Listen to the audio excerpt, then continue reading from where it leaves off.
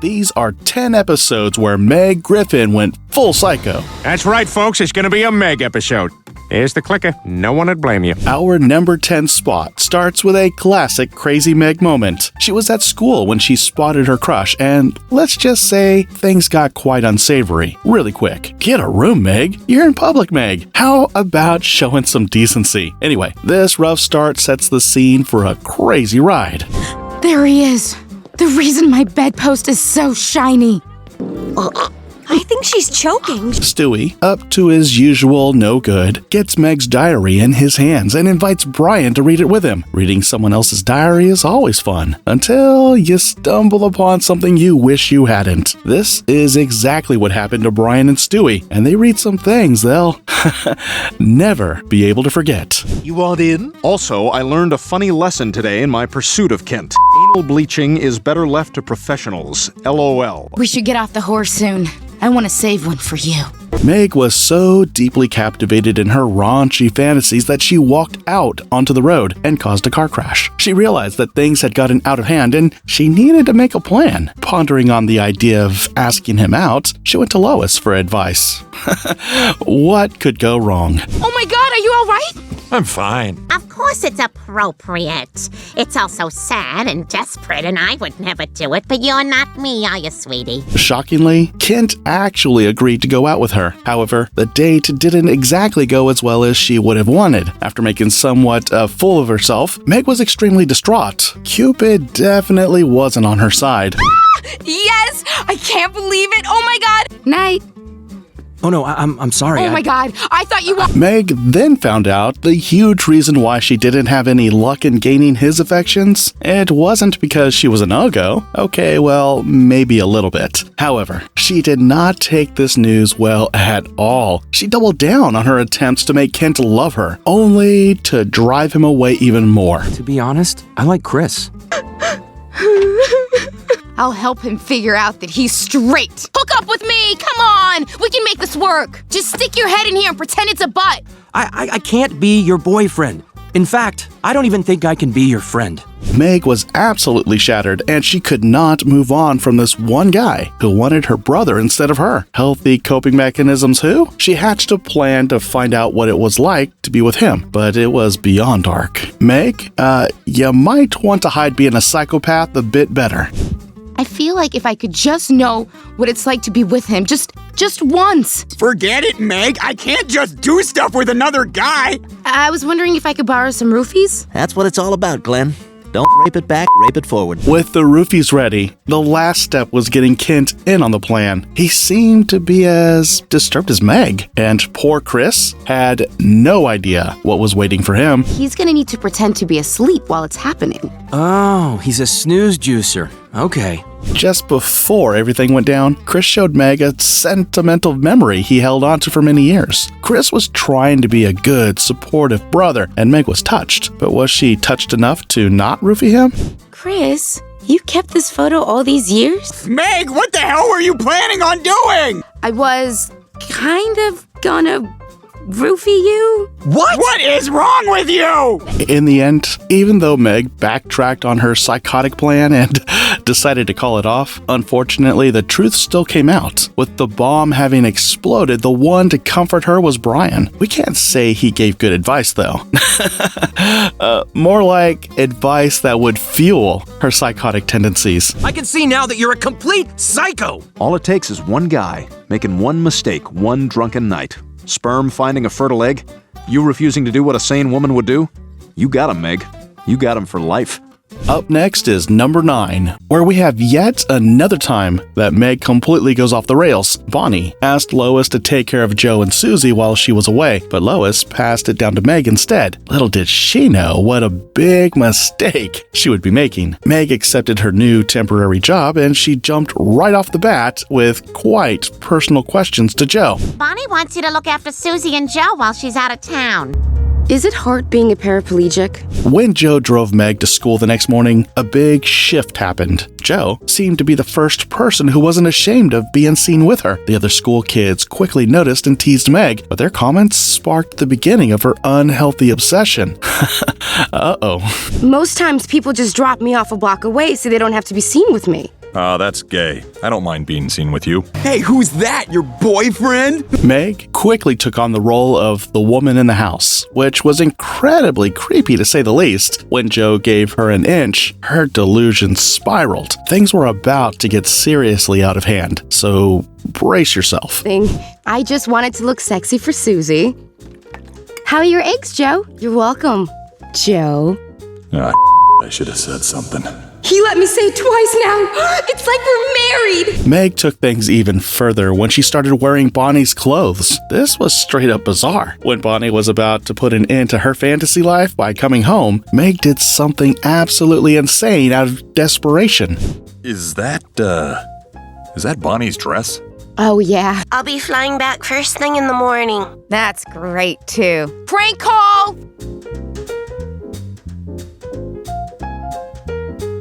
Ma'am, this bag contains a concealed weapon. I'm gonna have to place you under arrest. Now that Bonnie was taken care of, Meg could bring her full attention back to Joe, but this wasn't a good thing. Joe was already freaked out by her advances, and Meg was becoming more and more unhinged by the minute.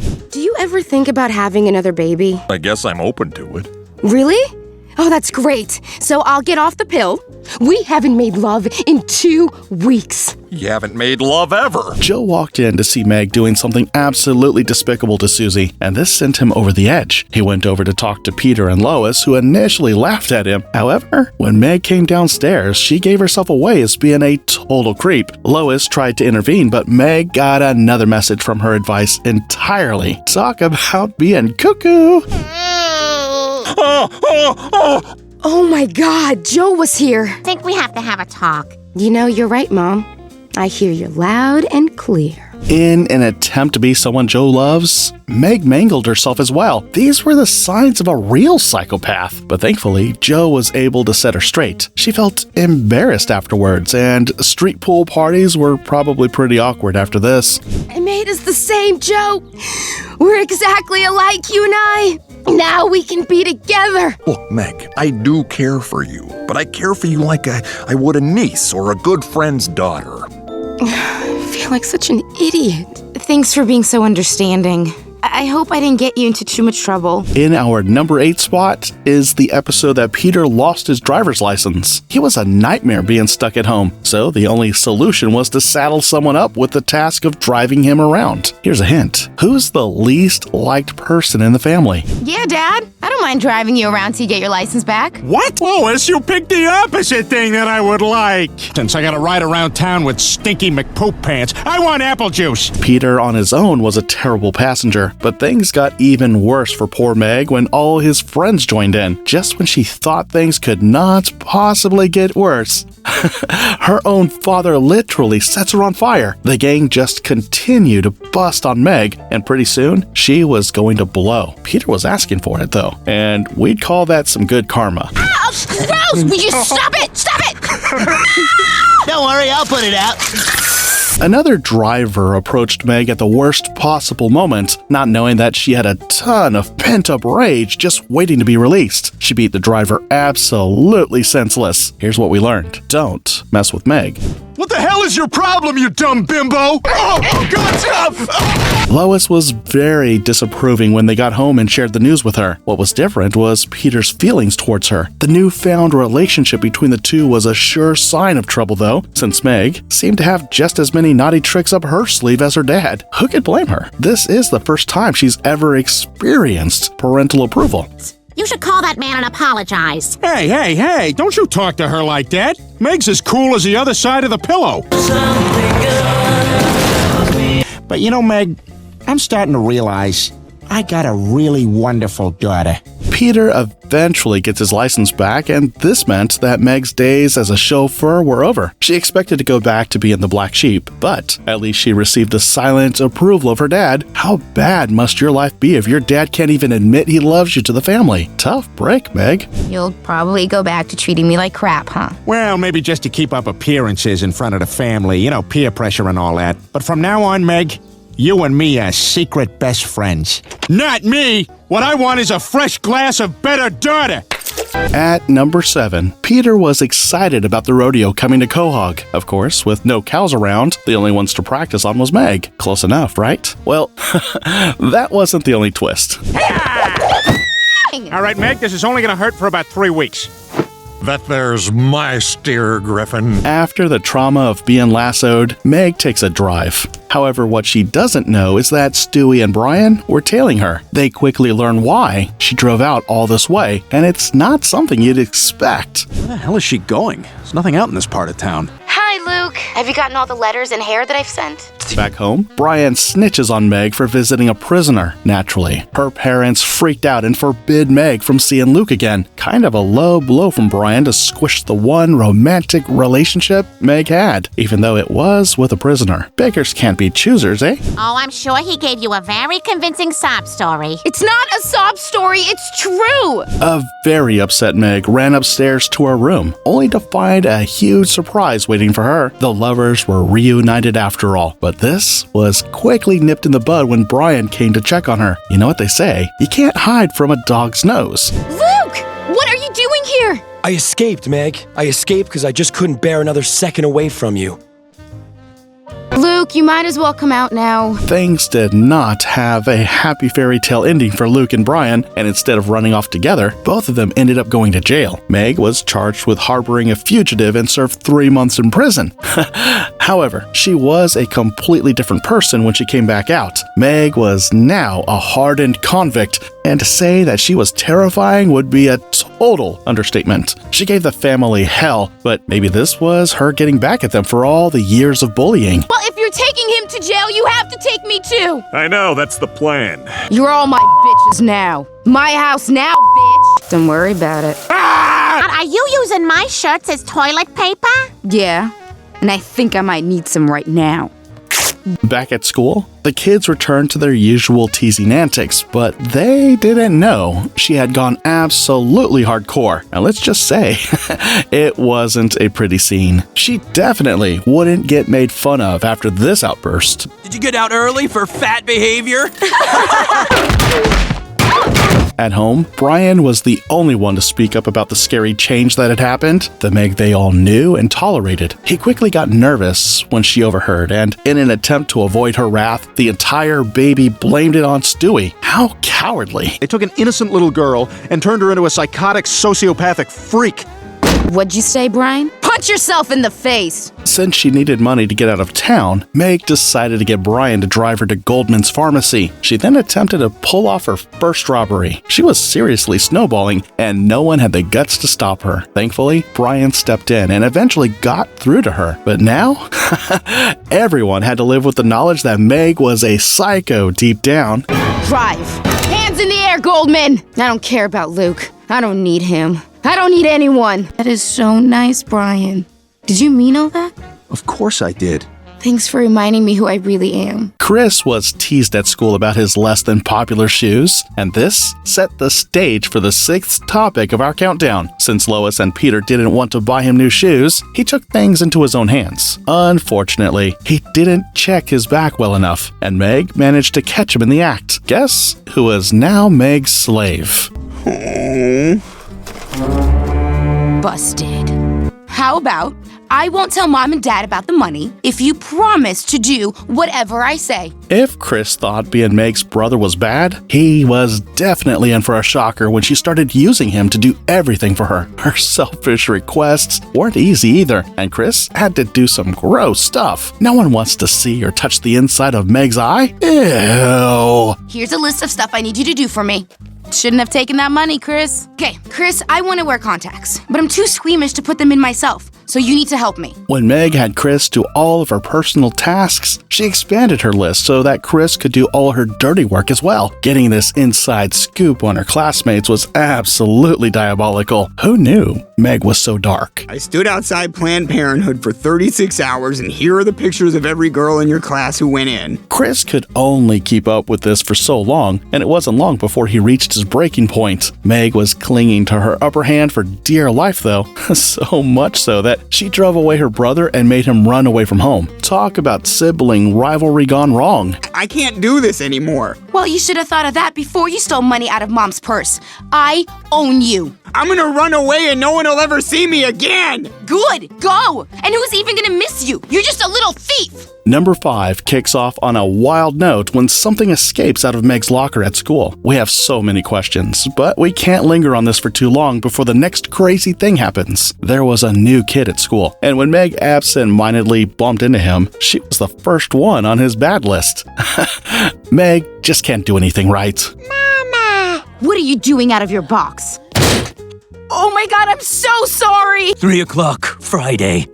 I will destroy you. The new kid was a bully, and he now had it out for Meg. Poor Meg was weeping at her upcoming fate, but she ultimately tried to make a plan. However, her idea that should have gotten her kicked out of school failed miserably. Meg should have anticipated how unpopular she was before attempting to post raunchy content. No one wants to see that. Some psycho just transferred to my school and he's going to kill me! They get out of this fight. All I have to do is get expelled. That sex tape I released should be everywhere by now. Meg was now getting increasingly difficult since her fight was ticking closer every second. She even attempted to get the football team to defend her. This would have worked better if she was a cheerleader or pretty. They denied her unsavory offer and instead demanded $1,000 in cash. Things went south when Mike, the bully, caught sniff of the guys defending her. They sent a very clear message, dooming Meg into a panic once again. Come on, guys, I'll do anything. I'll give you a swallow Friday. Oh no! Thanks, didn't want to pay for the whole. Just when Meg thought all hope was lost, an unexpected hero came swooping in. Quagmire took a bet on the losing horse and tried to teach Meg how to beat Mike. His approach was unique, but it may just work. That depends on how bad Meg's grossness really is. I'm so dead. No, you're not. Because I'm gonna help you defeat Mike Pulaski. He may be stronger than you, but you're grosser, and you're gonna use that. The day of the fight arrived all too soon, and Meg was not completely confident in going up against such a big guy. For the first while, Meg was beaten bloody and blue, and it's amazing how she was able to take that many hits. Quagmire was there backing her up, and this is when she made her comeback. Ow! Meg, remember what I taught you. Use the gross. What's the worst thing that could happen to you? For most of the characters in the Family Guy universe, the answer to this will be getting kissed by Meg. And this is exactly what Meg used to her advantage. She kissed her way to dominance, and it was so gross that Mike just wanted it to stop. Ugh, your kiss is definitely not on my list. You'd be surprised what my face can do to you! Ugh. What's your problem, dude? You've got major issues. Like in a boss fight, Meg pulled out her super strength move. Flashing Mike was enough to literally melt his face off. The fight was won. He saw an awful thing for the last few seconds of his life, but everyone was celebrating Meg's victory. Even though no bets were on her, she amazed everyone with her insane grossness. Oh my gosh! Meg won! Jumping to number 4, we are dealing with yet another Meg disaster. Every girl at school was wearing a Prada bag, and of course, Meg was the odd one out. The relentless teasing made her desire a Prada bag more than anything else, so her first plan was to ask Lois and Peter for the money. How do you think that would go? Hey, Meg, you want to come to lunch? Oh, you know what? There's no room in my car for your big, ugly purse. You wish I loved you that much. Yikes. With no help from her parents, Meg decides that the only way she'd get her Prada bag is if she worked for it herself. This meant she'd have to get a job, but no one expected the stunt she'd pull to do so. Who wouldn't give a baby's teenage mother a chance, right? Well, I can't send an unwed teenage mother out on the street without a job. Stewie. My son's name is Stewie. Your son? But you're just a baby yourself. Henry, give the little skank a nice tip. The moment Meg noticed that people took pity on her and her supposed son Stewie, the dollar bills were flashing in her eyes. She milked Stewie for all that he was worth, and this meant embellishing the story just a bit. Saying Stewie was on crack was a bit extreme though. Slow it down, Meg. Welcome to Flappy's. Why don't you have a seat next to my little baby whose deadbeat dad doesn't pay child support? But the real challenge is having a baby that's addicted to crack. Before too long, Meg was starting to catch the attention of all the customers. Her sob story actually bordered on abuse, and this was why a female customer asking for her address was bad news. Guess who was getting an unexpected visit from CPS? And could I get that waitress's address? I'd like to help her baby. Is Meg Griffin here? Andy Belfer, Child Services. We're placing this baby in a foster home. Stewie! Meg, on the other hand, was blissfully unaware that her desire for a Prada bag had caused her little brother to end up in foster care. This was a new level of selfish, even for Meg. Her display of her new bag was quickly cut short, and at least she did the right thing and fessed up. Next up is Meg Griffin sporting her stylishly cool brand new... Oh, Meg, a woman from Child Services came and took Stewie. It's easy when you're the unwed teenage mother of a crack-addicted baby. For once, the entire family came together to try and rescue Stewie. Unsurprisingly, his foster parents were not so eager to give him up. Who wouldn't just love the little ray of sunshine that Stewie is, right? In the end, and very ironically, the responsibility to get Stewie back fell into Meg's hands. Would she give up what she loved for her little brother? We've grown attached to little Stewie. Plus, the law's on our side. Is that a real Prada bag? For number 3 on our list, it was Stewie's preschool graduation ceremony. What even is that? The entire family had to be there for the special occasion, obviously. However, when Meg was standing alone and minding her own business, she was approached by a very unexpected man. This wasn't a question Meg thought she'd ever hear. Have you ever modeled? I've never even been in a picture before. Here's my number. Give me a call if you're interested. Meg naturally accepted the offer to be a model. Who could blame her? This was probably the first time in Meg's entire life that she received positive attention. And to say she was excited was an understatement. Everything was going well. Up until the point where Meg actually saw the pictures. Spoiler alert, it was not the typical model photos she expected. A lot of people will pay good money for pictures of sexy feet. Sites are a huge business. Meg was initially hesitant about the whole thing, but when her parents doubted her as usual, she doubled down on her conviction to be a foot model. Surprisingly, she was actually doing very well, and the creeps on the internet were loving her foot content. It seemed like she was finally on an upward path. Who knew? The most attractive thing about Meg would be her feet. Actually, Evan thinks I'm a natural and that I'm gonna be a huge success. Grab a pair of dirty socks and meet me by the tub of dead mice. You're an overnight sensation. However, Meg's bubble would be quickly burst when Chris was doing his own unsavory things on the internet. When he noticed his own sister's feet, he was immediately shocked and ran to blab on her. Lois and Peter weren't happy, but this only solidified Meg's determination to become a foot fetish household name. After the huge fight, Meg left with Evan, her new model manager. What a twist. Out of everyone, Meg becoming a model. Mom, Dad, Meg is doing foot porn. What? Oh my God! Are you kidding? All you've done is make fun of anybody possibly thinking I could be a model. Of course, Peter had to use this opportunity to just downplay Meg's achievements a little bit. Classic Peter move. Since Meg was out on the town with a bunch of creepy guys, there was only one person to turn to. Here's a hint. Who's the creepiest guy in town, by far? Oh my God! I can't believe our daughter's a porn star! Oh, a porn actress. She's run off to some fetish porn party. We figured you might know where it is. Says there's a shukaki party tonight. Shukaki? Well, what's that? It's 50 guys, 1 foot. When Quagmire helped Lois and Peter track down the 50 guys 1 foot party, they rushed over there to stop Meg from doing things she'd always regret. No matter how wild Meg's desire for attention was, not even she was this disturbed. We hope Lois and Peter had a heartfelt conversation with her, finally breaking through to her sensible side. A happy ending included them all going home without serious damage done. However, we did learn that Meg will do nearly anything for attention. Yuck. We're protecting our little girl from a lot of guys who I hardly recognize from Best Buy. You shouldn't have to do porn to feel appreciated. Really? Of course, Meg. We love you, sweetheart. Can we please go home? It was the annual Quahog Sci-Fi Convention in Quahog, up on our number 2 spot, and the Griffin family had to make an appearance. Of course, Meg was not impressed by the whole story. However, it wasn't long before Peter roped her into something she really didn't want to do. Unfortunately, there was a nasty surprise waiting for her. What's new, right? Meg, come take a picture with this space alien guy. No, Dad, I don't want to. What? You came to a Star Trek convention with the mumps? Since Meg was never immunized, another sign she's the least favorite child, she came down with the mumps. This left her trapped in bed and at the mercy of the family. You can guess how well that went. Peter did the bare minimum and moved an old TV into her bedroom, but there was a catch. It only had one channel, the religious one. Of course, with Meg already not being totally stable, this was a risky move. Well, Meg has the mumps all right. Are you unloved?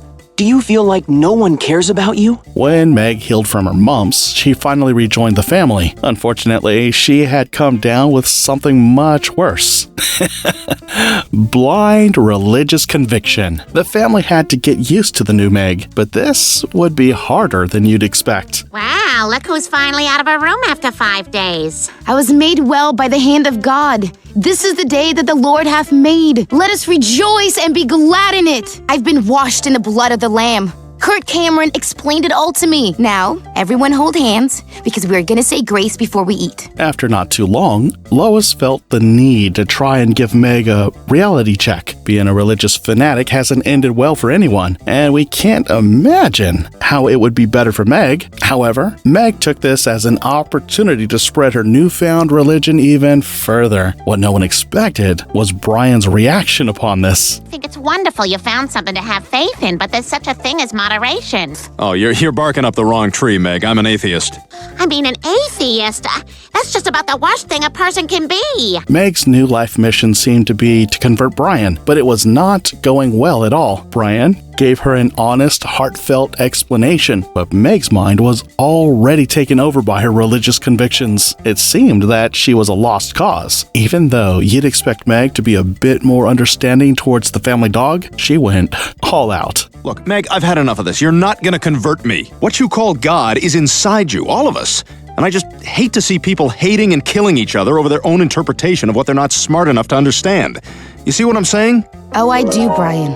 And I think I know just what to do. When Meg couldn't get through to Brian, she decided to do something much worse. Exposing him like this did some serious damage to Brian, resulting in him being shunned from just about every place in town. What a bad day to be a dog. No one expected just how badly this backfired on Brian. Not even the family shunned him, but the entire town was demonizing him. Local churchgoer and junior Christian soldier Meg Griffin has identified the atheist as Brian Griffin of Spooner Street. I'm a pariah, Lois. Ever since Meg told everyone I'm an atheist, I'm the most hated person in town. Brian was sent completely over the edge when he couldn't even get a drink anymore, and he knew he needed to make a plan. In a last-ditch attempt, he tried to fake his conversion. Would he fool Meg? Well, considering how brainwashed she was, she might believe anything. There was nothing like the sweet, cold relief of liquor, but this was quickly interrupted when Meg had another crazy religious moment. Guess what? I've seen the light. But first, we have work to do. God's work. And God will be happy that you're joining me. I feel the warm, healing liquid presence of God's genuine, cold-filtered grace. Meg turned into an occultist who burned books, basically condemning all logic, natural laws, and science. It took things to reach this crazy level before Brian started kicking back, and an argument ensued between the two. Christians are strong in their faith, but Meg had definitely gone off the rails a bit. We have to destroy everything. You're a smart girl. You ought to be able to see that what's going on here is wrong. You are not going to turn me from my faith, Brian. In the end, Brian had some very solid arguments that Meg couldn't deny. All he needed to do was remind her how miserable her life really was. What good God would cause someone to look like Meg, right? Meg's religious views were shattered as quickly as they came, and she was left without a higher power to cling to once again. Thankfully, this psycho moment passed without any serious damage, for the most part. I'm made in his image. Really? Would he give you a smoking hot mom like Lois and then have you grow up looking like Peter? What is there to believe in without God? Where do the answers come from? Last but not least, number 1 started off with one of the worst Meg moments we have ever seen. Meg seemed to have a new boyfriend, only there was something seriously wrong with him. Now, the only question remained, was it her who killed him? We're only kidding. Meg isn't that crazy. Or is she? Back, I brought another picnic. You're such a good listener. You're not like the other boys. You're so good with animals. Back at school, Meg's friends tried to convince her to ask out the popular guy. She eventually gave in and agreed. Meg, what were you thinking? It's not surprising that she got shot down, and to make matters even worse, Peter had to rub some salt in the wound. It seems like Meg just never catches a break. No wonder she has some psychotic issues every now and then. How about a movie? I don't go out with dudes. Craig Hoffman said that? Well, he's a sharp kid. You might be ugly. Thankfully, it seemed like not everyone in the world hated Meg. Lois stepped in and offered something to make her feel better. What are mothers for, right? However, when they eventually got to shopping for outfits, let's just say Meg did not receive a happy reception from the shop staff. I tell you what, tomorrow you and I are gonna go out and get you some brand new outfits. How do these jeans look? After someone literally set themselves on fire because of seeing Meg in low-rise jeans, you could say she was feeling a little low. Lady Luck intervened though, and Lois and Meg seemed to be in exactly the right place at the right time. The local news station was doing a makeover challenge, and it was fair to say that no one needed a new look more than Meg. The makeover was successful, so much so that Peter didn't even recognize Meg, embarrassingly so. Over here! My daughter needs a makeover like there's no freaking tomorrow. Peter, take a look at your daughter. Oh my God, Lois, I'm sorry. It was 20 years ago. I'd never even heard the word rubber. Peter, this is Meg. Back at school, Meg received praise from her peers, probably for the first time ever, who said pretty privilege wasn't real. She was such a babe that she even caught the attention of Craig, who rejected her earlier in the episode. Wow, great job getting hot, Meg! Now that you're attractive, how about we go out sometime? With Meg's newfound looks, the family got scouted to become a band, and they were quickly rising on the charts. Unfortunately, the biggest hook was Meg and her sultry looks. The manager quickly became more honest about wanting to use this to their advantage. However, this caused some fights within the family. In the end, Meg was exploited indeed, and her raunchy content was definitely not for young eyes. Not sure I'm comfortable with Meg being exploited that way. Shut up, Mom! It's not your decision. I want to be exploited. Lois quickly became fed up with Meg stealing all the spotlight, and she had become a real brat. This drove a wedge even further into the family, and Meg was spiraling into the world of obnoxious celebrities. You've developed a terrible attitude. You know, maybe you haven't noticed, Lois, but I am the band. Lois, this is the kind of thing that always resolves itself if you just ignore it, all right? The Griffin band became so popular that they were invited onto the Jimmy Fallon show, and of course, Jimmy's main focus was on the bombshell babe Meg. She was feeling on top of the world until she wasn't. Who could have guessed she'd be used for her good looks? In the end, her public embarrassment shamed her back into being regular old Meg. Wow, Jimmy. That was everything Ladies' Home Journal said it would be. Being with you just made me feel so alive from New York. It's Saturday night! Mom, Dad, he used me for comedy. It's too much work being beautiful. Not for me, but it's good to have you back, Pumpkin. These crazy Meg moments prove that she is definitely the most psychotic Family Guy character.